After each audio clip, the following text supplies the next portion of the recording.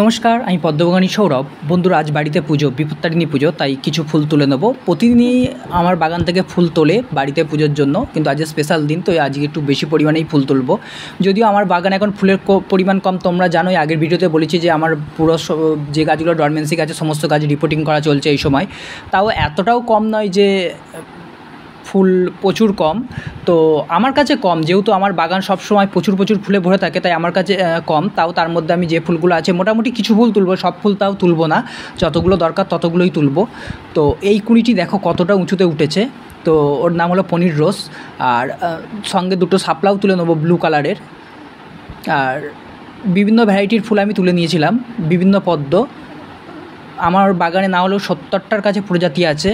তো এটা দোতলার ছাদ বাগান থেকে কিছু ফুল তুলে নিলাম, প্রায় আমার হাত ভর্তি। এটাকেই আমি কম বলছি, আসলে আমার ছাদ বাগান সবসময় তো পুরো ফুলে ভরে থাকে। তো একতলার ছাদ বাগান থেকেও আমি কিছু ফুল তুলে নিলাম।